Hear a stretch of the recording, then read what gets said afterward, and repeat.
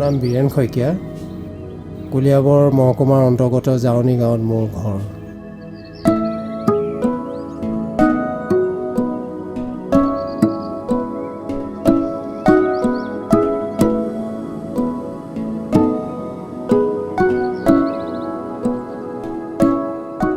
ছবি আৰু ফটো বিষয়টো প্ৰতি মোৰ এটা দুৰ্বলতা আছিলে। একেবাৰে সৰুৰে পৰা মই ভাল পাইছিলোঁ ফটো চাই, ছবি চাই, আৰু সেয়ে মই স্কুলত পঢ়ি থকা দিনৰ পৰাই মই আনৰ কেমেৰা আৰু ফটোবিলাক চাবলৈ ইচ্ছা কৰোঁ।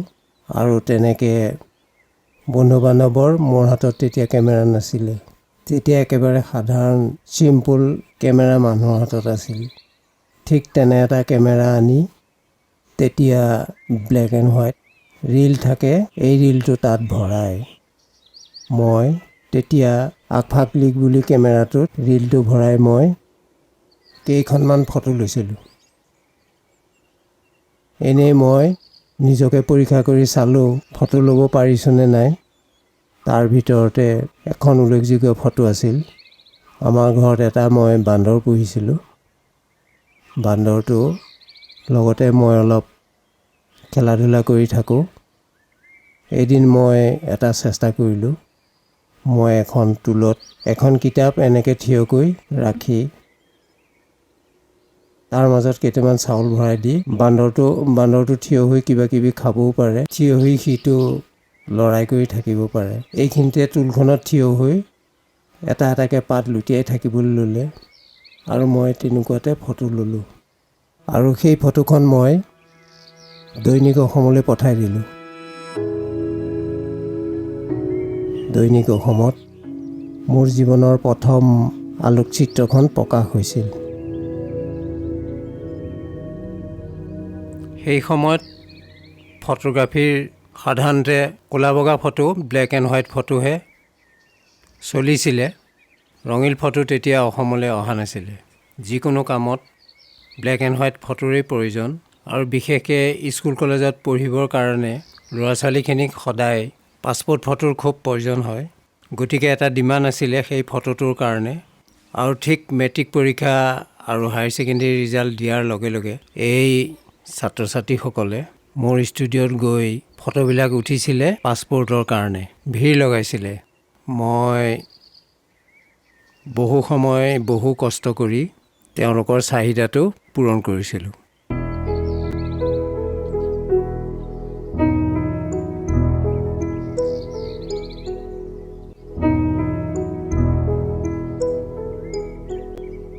মোৰ ষ্টুডিঅ'টো কলিয়াবৰৰ কৈতল নামৰ ঠাই টুকুৰাত আছিলে। আৰু কৈতলতে কলিয়াবৰ মহাবিদ্যালয়খন। মহাবিদ্যালয়ৰ পৰা অকণমান উত্তৰ ফালে আহিলে কৈতল চাৰিআলি বুলি এটুকুৰা ঠাই আছিলে, আৰু তাতেই মই ষ্টুডিঅ'টো আৰম্ভ কৰিছিলোঁ। আৰু 1980 চনত মই আৰম্ভ কৰিছিলোঁ। আৰু সেই সময়ত ঘৰটোৰ সন্মুখত কোনো গছ গছনি নাছিলে। ৰাতিপুৱা বেলি ওলোৱাৰ পৰা দুপৰীয়া পিছবেলালৈকে গোটেই ৰ'দ পৰি আছিলে সন্মুখত। তাত থাকি কাম কৰা বা তাৰ ফটোবিলাকত ৰ'দ পৰিলে ফটোবিলাক বেয়া হয় শ্ব'কেছত। যিহেতু কাৰণ মই এজোপা গছৰ কথা ভাবি সন্মুখত দুজোপা এপেল গছো নিজে ৰুই ল'লোঁ। আৰু এতিয়া বৰ্তমান সেই ঠাইত ষ্টুডিঅ'টো নাই, কাৰণ 2007 চনত মোৰ এক নৰিয়াত পৰিলোঁ আৰু তেতিয়াৰ পৰাই বন্ধ হ'ল। কিন্তু তেতিয়াৰ গছ দুজোপা এতিয়াও আছে।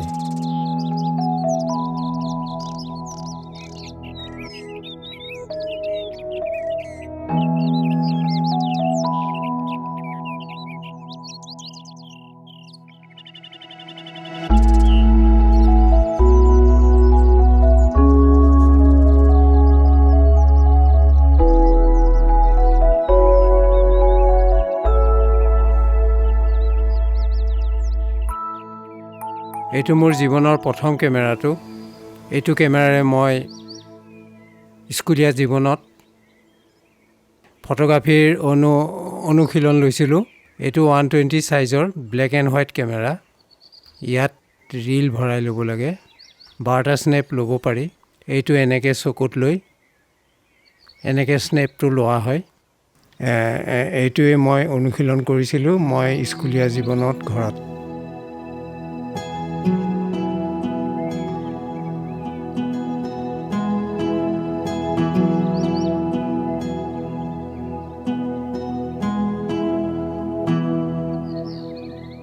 মই যেতিয়া ফটোগ্ৰাফী কৰিবৰ কাৰণে আগ্ৰহী হ'লোঁ, আগবাঢ়িলোঁ, সেই সময়ত এটা কেমেৰাৰ খুব প্ৰয়োজন আছিলে।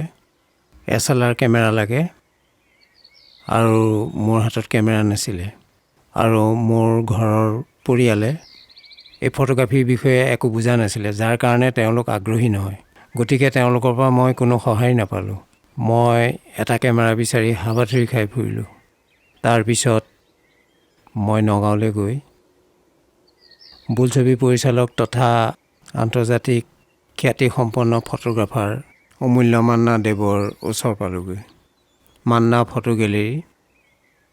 তেখেতক মই কথাখিনি কোৱাত তেখেতে মোক ছেকেণ্ড হেণ্ড কেমেৰা এটাৰ ব্যৱস্থা কৰি দিলে আৰু মই সেই কেমেৰাটোৱেই প্ৰথম লৈ ফটোগ্ৰাফী আৰম্ভ কৰিলোঁ। আৰু মোৰ আৰ্থিক ক্ষেত্ৰত কিছু অসুবিধা হৈছিলে আৰু সেই ক্ষেত্ৰত মোক কেইজনমান বন্ধুৱে এই ক্ষেত্ৰত সহায় কৰিলে, যাৰ জৰিয়তে মই কেমেৰাটো লৈ মই ফটোগ্ৰাফী আৰম্ভ কৰিলোঁ। আৰু সেই কেমেৰাটোৱেই এইটো ইয়াচিকা। তাৰপিছতেই যেতিয়া মই ফটোগ্ৰাফী আৰম্ভ কৰিলোঁ 1980 চনত, তেতিয়া এই এইটো কেমেৰা লৈছিলোঁ। এইটো ইয়াচিকা 35mm। এইটোতো সেই তেনেকৈয়ে ৰীল ভৰাই লৈ এইটোৰে আকৌ 36 কপি ফটো ল'ব পাৰি।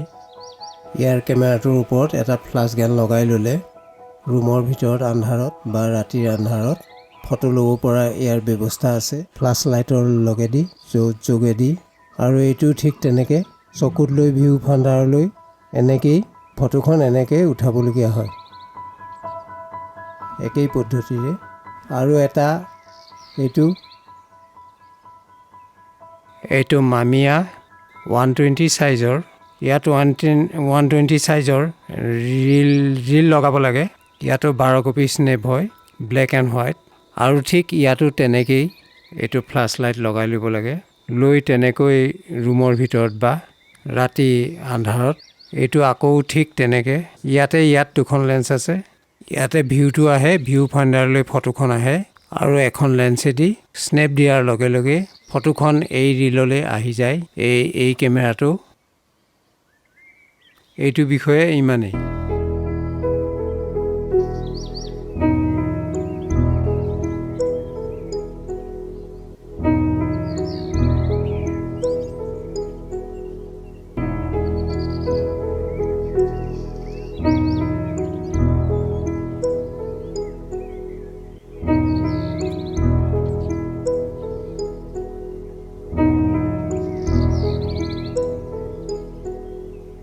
ছবছৰীয়া অসম আন্দোলনৰ চলি থকা সময়ত, বিশেষকৈ কলিয়াবৰৰ আন্দোলনৰ পটভূমিত বহুখিনি ফটো ল'বলগীয়া হৈছিলে। আন্দোলনকাৰীসকলৰ লগত গৈ পিকেটিং ধৰ্ণা বা সমদল বা জোৰ সমদল, বিভিন্ন দুৰ্বৃত্তই ধ্বংস কৰা কিছুমান অঞ্চল, গাঁও বা অঞ্চলৰ ফটো, এনেধৰণৰ ফটোবিলাক ময়ে লৈছিলোঁ। আৰু 1985 চনত যেতিয়া ছাত্ৰ সন্থাই গৈ অন্যান্য সংগঠনৰ লগ হৈ এটা AGP দল জন্ম দিলে আৰু সেই তেতিয়াৰ AGP চৰকাৰৰ দিনত এই ফটোখিনিক লৈ, এই ফটোখিনিৰ উপৰিও অসমৰ বিভিন্ন প্ৰান্তৰ ফটো লৈ এটা এলবাম প্ৰস্তুত কৰা হৈছিল। এতিয়াৰ প্ৰাক্তন মুখ্যমন্ত্ৰী প্ৰফুল্ল কুমাৰ মহন্তৰ ভায়েক দিলীপ মহন্তই এই সংকলনটো সম্পাদনা কৰিছিলে। কলিয়াবৰৰ গোটেই আন্দোলনৰ পটভূমিত লোৱা প্ৰায় 20-22খনমান ফটো মোৰ এই এলবামটোত সন্নিৱিষ্ট কৰা হৈছে। অসম আন্দোলনৰ শ্ৰেষ্ঠ ফটো সংকলন বুলি নামাকৰণ কৰা এই এলবামটো এতিয়াও এই আন্দোলনৰ স্বাক্ষৰ হিচাপে জিলিকি আছে।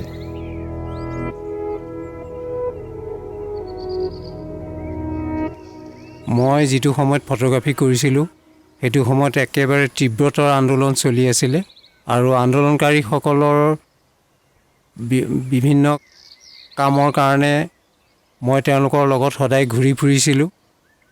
পোষ্টাৰ বেনাৰৰ পৰা আদি কৰি বিভিন্ন ধৰণৰ তোৰণকে ধৰি এইবিলাক মই তৈয়াৰ কৰি দিছিলোঁ, তেওঁলোকক সময়ে সময়ে যোগান ধৰিছিলোঁ। মই বহুত ৰাতি শুবলৈ পোৱা নাছিলোঁ এনেধৰণৰ কামবিলাক কৰি থকাৰ বাবে। আৰু ফটোগ্ৰাফীৰ ক্ষেত্ৰতো তেওঁলোকৰ বিভিন্ন কাৰ্যসূচী যেতিয়া চলি থাকে, মই কেমেৰাটো লৈ পিকেটিং, সমদল বা ধৰ্ণা বিভিন্ন কাৰ্যসূচীৰ ফটোবিলাক মই ৰাখিবলগীয়া হৈছিলে আৰু তেনেধৰণে মই সংগ্ৰহ কৰিছিলোঁ। আৰু লাহে লাহে গৈ এই আন্দোলন সমাপ্ত হ'ল। এদিন এটা চুক্তি স্বাক্ষৰ কৰিলে দিল্লীত গৈ এই ছাত্ৰ সন্থাৰ দলটোৱে, আৰু এদিন গৈ তেওঁলোকে ৰাজনীতিৰ দল এটা গঠন কৰিলে। কৰি তেওঁলোকে শেষত গৈ ৰাজনীতিত নামি মন্ত্ৰীসভাও গঠন কৰিলে। কিন্তু মই যিখিনি ত্যাগ স্বীকাৰ কৰিলোঁ, তেওঁলোকৰ আন্দোলনটোৰ পিছফালে থাকি যিখিনি মই আগুৱাই লৈ গ'লোঁ, বিশেষকৈ কলিয়াবৰৰ আন্দোলনটোত মই যেনেধৰণৰ তেওঁলোকৰ পৰা সহানুভূতি পাব লাগিছিল, আচলতে মই তেনেধৰণৰ নাপালোঁ। আৰু শেষত মই বহুত কষ্ট কৰাৰ বাবে মোৰ শৰীৰটো ঘূণীয়া হ'ল আৰু শেষৰ ফালে মই ৰুগীয়া হৈ আৰু এই বৃত্তিৰ পৰা মই আঁতৰি আহিবলৈ বাধ্য হ'লোঁ।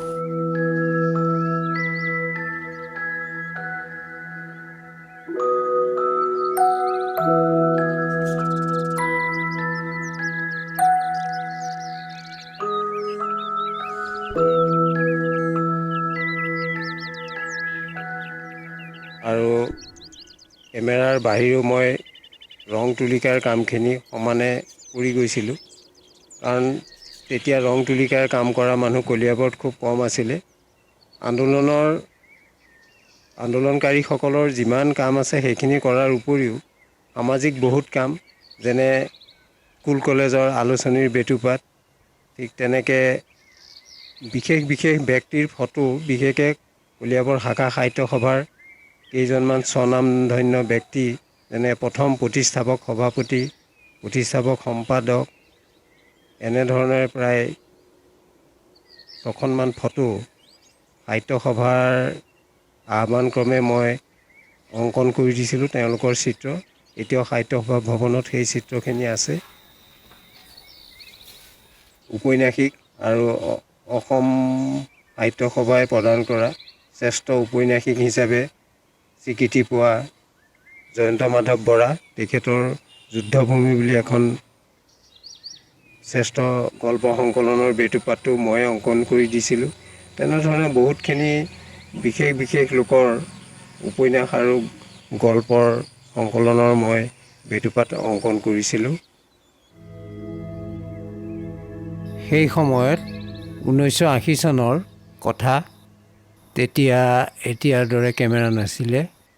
তেতিয়াৰ কেমেৰাবিলাকৰ ভিউ ফাইণ্ডাৰত চাই ফটোখন লওঁ, আৰু তেতিয়া কেমেৰাবিলাকত ৰীল ব্যৱহাৰ কৰা হৈছিলে। আজিৰ কেমেৰাবিলাকত মেমৰি থাকে আৰু ভিউ ফাইণ্ডাৰত এই শ্বটটো ৰাখি থ'ব পাৰি, কিন্তু তেতিয়া নোৱাৰি। এই ৰীলটোৰ যিখিনি ফটো আমি উঠাওঁ, এই ৰীলটো ডেভেলপ কৰাৰ পিছত সেইখিনি নিগেটিভ হয়। নিগেটিভখিনি পিছত আকৌ পজিটিভ বোমাইট পেপাৰত আকৌ পজিটিভ প্ৰিণ্ট কৰিলেহে ফটোখন চাব পাৰি। প্ৰক্ৰিয়াটো বৰ দীঘলীয়া আছিল।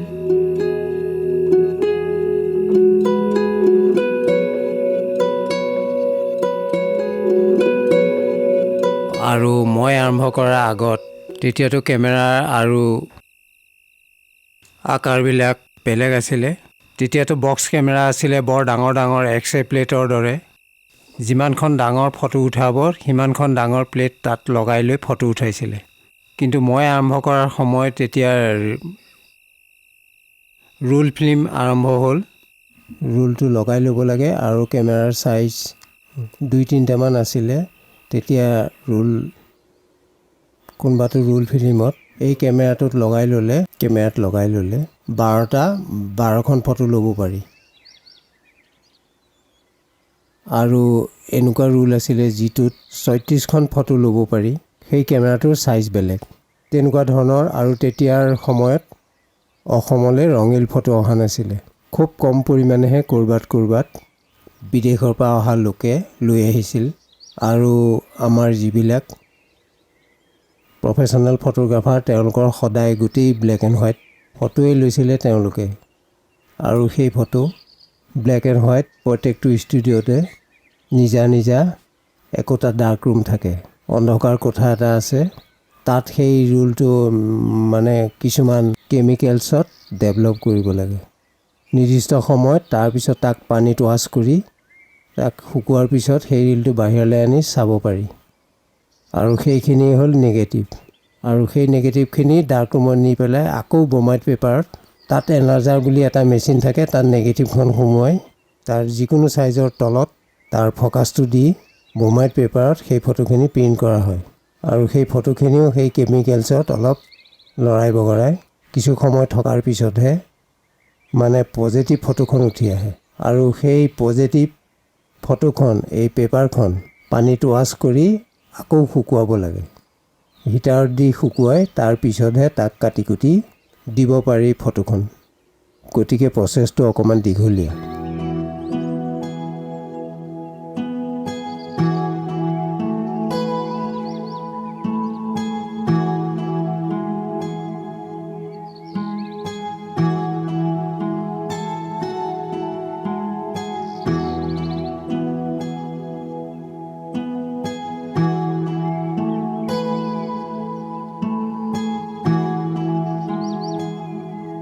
ৰহাৰ অজিত বৰুৱা তেখেতৰ ফটো পেপাৰ আৰু আলোচনীত প্ৰকাশ পাই থাকে আৰু মই প্ৰায়েই পাওঁ। আৰু তেজপুৰৰ নলিনী বৰুৱা তেখেত আন্তৰ্জাতিক খ্যাতিসম্পন্ন ফটোগ্ৰাফাৰ। তেখেতৰ বহু ফটো আলোচনী আৰু পেপাৰত প্ৰকাশ হৈ থাকে আৰু তেখেতৰ এই ফটোখিনি মই বৰ ভাল পাওঁ। এসময়ত তেজপুৰৰ পৰা এখন খুব উন্নতমানৰ আলোচনী প্ৰকাশ পাই আছিলে প্ৰাসংগিক নামৰ। এই এটা সংখ্যা প্ৰাসংগিকৰ আন্তৰ্জাতিক খ্যাতিসম্পন্ন ফটোগ্ৰাফাৰ নলিনী বৰুৱাদেৱৰ ফটোৰে বেটুপাত সজাইছিলে। এগৰাকী মাতৃৰ এটি কেঁচুৱাই দুগ্ধপান কৰি থকা এটি দৃশ্যই জননী বুলি, সেই দৃশ্যটো এই বেটুপাতটোৰ পৰা মই অংকন কৰিছিলোঁ। তাৰোপৰি সেই প্ৰাসংগিকতে বিশিষ্ট শিল্পী বিজু ফুকনৰ এটা লেখা প্ৰকাশ পাইছিলে। তাতো বিজু ফুকনৰ এখন পাছপোৰ্ট ছাইজৰ ফটো তাত প্ৰিণ্ট হৈ আছিলে। এই সৰু ফটোখনৰ পৰাও মই বিজু ফুকনক অংকন কৰিছিলোঁ।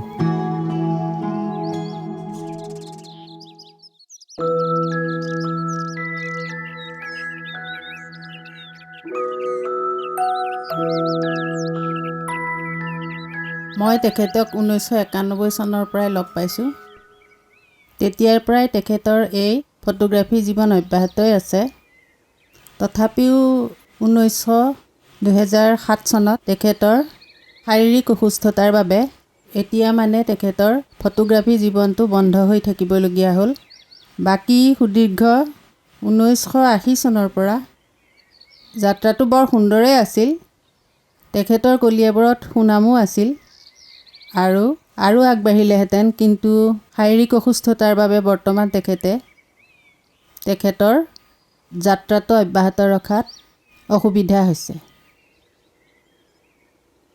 এতিয়ালৈকে মোৰ স্বামীয়ে যিমানখিনি স্বীকৃতি পাব লাগিছিল সিমানখিনি পোৱা নাই। 1980 চনৰ পৰা সুদীৰ্ঘকাল 2007 চনলৈকে সম্পূৰ্ণ ইমানখিনি দীঘলীয়া সময়ত তেখেতে যিমানখিনি কাম কৰিলে, ৰাজহুৱা সামাজিক বিভিন্ন ৰাইজ দল সংগঠনৰ যিমানখিনি স্বীকৃতি পাব লাগিছিল তেখেতে সিমানখিনি স্বীকৃতি নাপালে। আৰু চৰকাৰৰ ফালৰ পৰাও বিভিন্ন সা সুবিধা পাব লাগিছিল, কিন্তু নাপালে।